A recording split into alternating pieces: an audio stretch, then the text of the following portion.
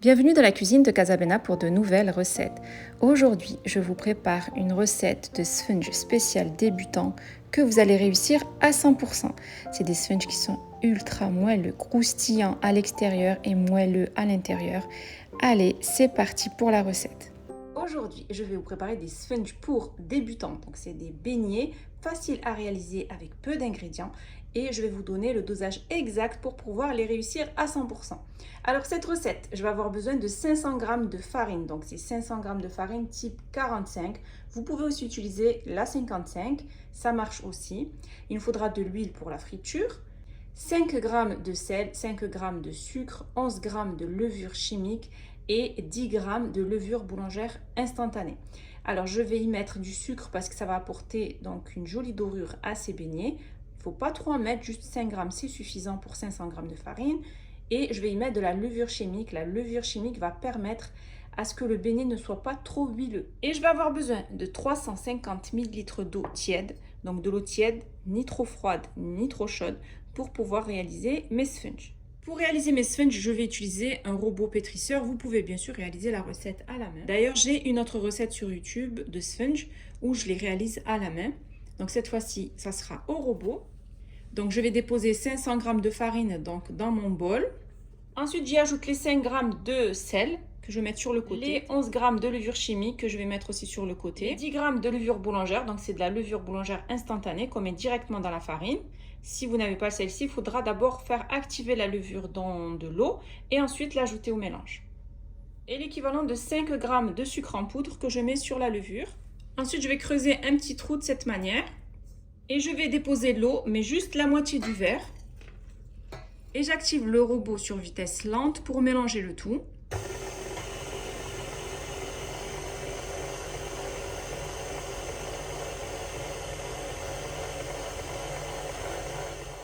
Une fois que je vois que ça commence à se ramasser, je vais ajouter l'eau restante. Et toujours à vitesse lente, je vais activer le robot pour mélanger le tout.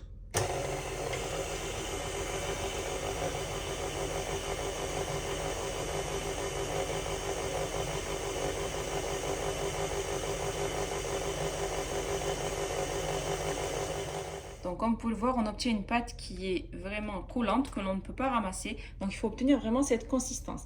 Maintenant, je vais laisser tourner mon robot à peu près pendant 5 minutes pour bien le pétrir. Toujours sur vitesse lente.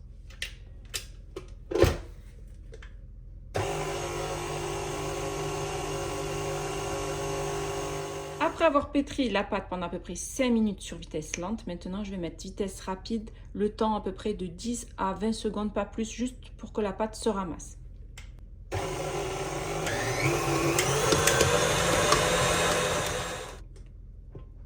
Voilà, il faut obtenir cette consistance de pâte. Donc c'est une pâte qui est quand même assez collante, comme vous pouvez voir, mais qui se ramasse. Maintenant, je vais la sortir donc de ce bol et la mettre dans un grand récipient pour la laisser donc bien lever pendant à peu près, on va dire, 1 heure, une demi-heure. Tout dépendra bien sûr des températures ambiantes que vous avez chez vous. Comme je vous le dis à chaque fois, il faut que la pâte double de volume. Donc vous allez prendre un grand plat, vous allez y mettre un petit peu d'huile, l'équivalent d'une cuillère à café à peu près.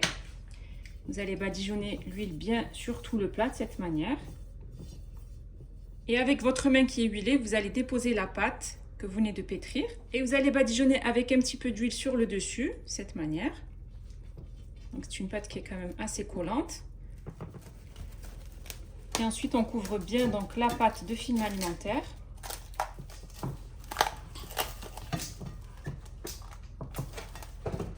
Et on va la couvrir d'un torchon et il faut vraiment qu'elle double de volume. Il faut que vraiment elle arrive jusqu'au niveau du film alimentaire. Donc je la couvre d'un torchon et je la laisse lever. Après avoir laissé lever ma pâte à sponge, donc je l'ai laissé lever pendant 1 heure, je vais retirer le film alimentaire. Je vais prendre un petit bol, je vais donc huiler mes mains, un petit bol avec de l'huile. Je dégaze ma pâte de cette manière.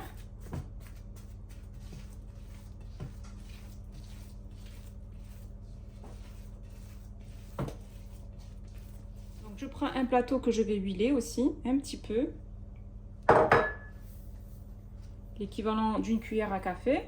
Là, j'ai bien huilé mon plateau. Et je vais prendre des petites boules.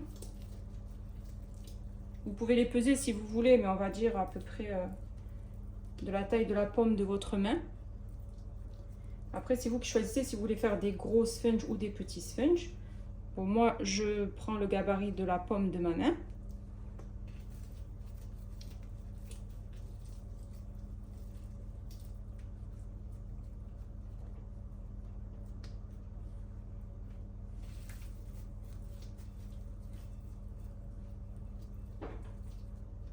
Donc avec cette recette, vous pouvez que les réussir. C'est une recette qui est facile.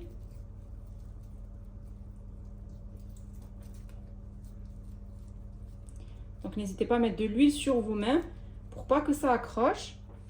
Donc vous allez obtenir l'équivalent de 8 sponges. Donc c'est une petite quantité. Comme je vous ai dit, c'est une recette pour débutantes, donc on ne va pas faire une grosse quantité dès le départ.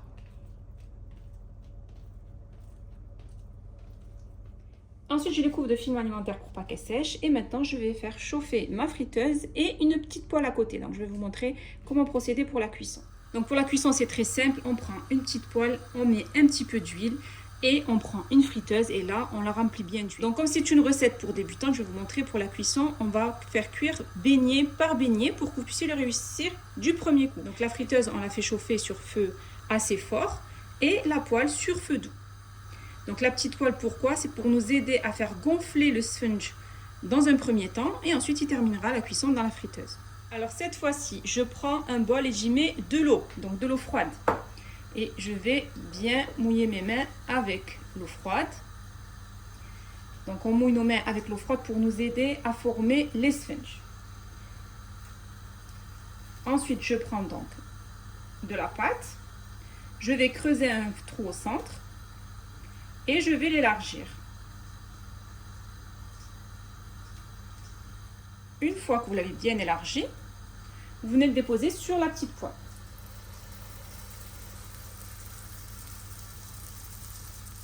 Une fois qu'il a bien gonflé sur la petite poêle, je le retire et je vais venir le déposer dans la friteuse.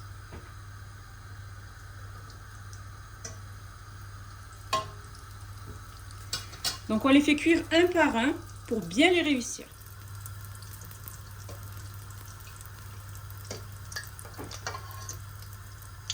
Donc là, mon sponge est en train de cuire dans la friteuse. On n'hésite pas à le retourner pour le faire frire sur l'autre face. Et pendant qu'il est en train de cuire dans la friteuse, on vient déposer à nouveau un nouveau sponge. Donc comme je vous ai dit, on procède un par un. On trouve dans le centre, on élargit de cette manière. Très très simple. Et on le dépose sur la poêle. Une fois que mon sponge est bien doré sur les deux faces, je le retire. Et je le dépose sur une assiette avec du papier absorbant pour lui enlever l'excès d'huile. Et pareil, donc on récupère le sponge qu'on a mis dans la petite poêle et on vient le déposer dans la friteuse.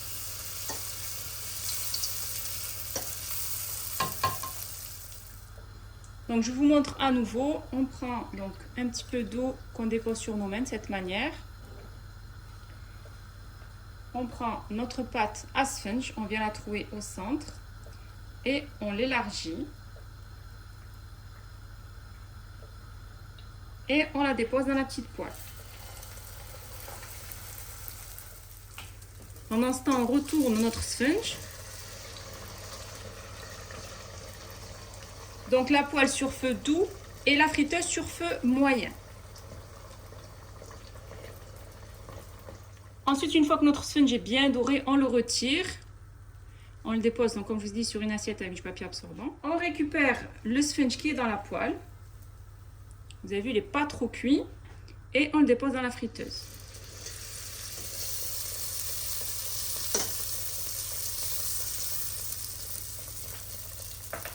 Et pendant qu'il est en train de cuire, on continue l'opération.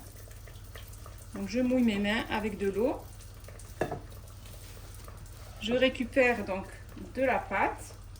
Je troue au centre et j'élargis en même temps. Vous pouvez que les réussir. C'est facile, vous allez voir, c'est très simple.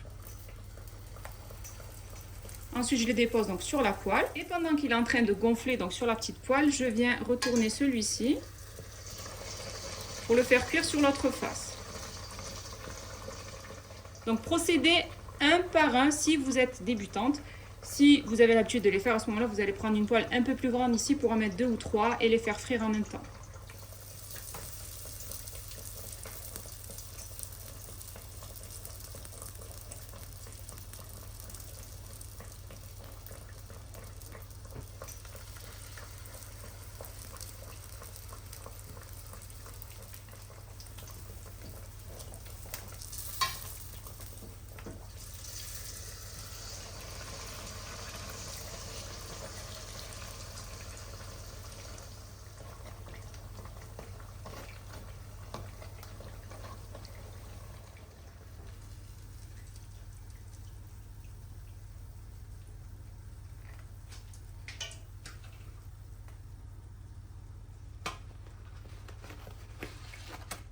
J'ai terminé de préparer mes sponges spéciales débutants. C'est vraiment une recette que vous n'allez pas rater si vous suivez bien sûr toutes les étapes.